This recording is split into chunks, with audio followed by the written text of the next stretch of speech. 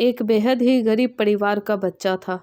उसे पढ़ने का बहुत शौक था, लेकिन परिवार की आर्थिक स्थिति इतनी खराब थी कि उसे 2 वक्त की रोटी के लिए भी खुद ही कड़ी मेहनत करनी पड़ती थी। लेकिन उस बच्चे में खुददारी बहुत थी। वो अपनी स्कूल की फीस, किताबें, सब कुछ अपनी कमाई से ही भरता था, चाहे उसके लिए उसे एक रात खाली पेट सोना ही क्यों न पड़े। कोई न कोई काम करके वो अपनी फीस और किताबों के लिए पैसे इकट्ठा किया करता था। छात्र की ईमानदारी और अच्छाई देखकर स्कूल के कुछ बच्चे उससे ईर्ष्या करने लगे। एक बार उन बच्चों ने उस छात्र को चोरी के इल्जाम में फंसाने का सोचा। उन्होंने स्कूल के प्रिंसिपल से जाकर उस छात्र की शिकायत कर दी कि वो हमेशा दूसरों के पैसे चुराता है। पैसे चुराकर वो स्कूल की फीस भरता है और किताबें खरीदता है। बच्चों ने प्रिंसिपल से छात्र को उचित दंड देने के लिए कहा।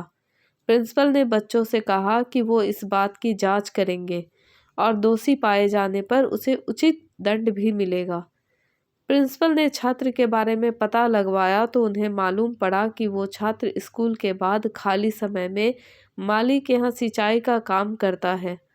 उस काम से जो पैसे मिलते हैं उससे वो अपने स्कूल की फीस भरता है और किताबें खरीदता है। अगले दिन प्रिंसिपल ने उस बच्चे को सबके सामने बुलाया और उससे पूछा कि तुम्हें इतनी दिक्कत होती है तो तुम अपने स्कूल की फीस माफ़ क्यों नहीं करवाते। छात्र ने उत्तर दिया कि अगर मैं अपनी सहायता खुद कर सकता हूँ तो मैं खुद को बेबस क्यों समझूं और फीस माफ़ क्यों करवाऊं।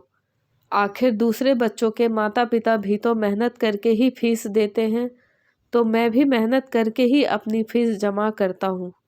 इसमें गलत क्या है? वैसे भी आपने ही सिखाया है कि कर्म ही सबसे बड़ी पूंजी है। छात्र की ये बातें सुनकर प्रिंसिपल का सिर भी गर्व से ऊंचा हो गया और दूसरे बच्चों को बहुत शर्मिंदगी महसूस हुई।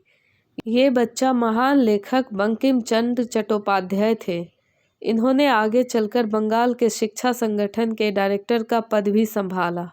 बंकिम चंद्र चट्टोपाध्याय की ये कहानी हमें सिखाती है कि परिस्थितियाँ कितनी भी विपरीत क्यों न हो, खुद पर भरोसा रखें और कर्म करते रहें। आपकी मेहनत एक दिन रंग ज़रूर लाएगी।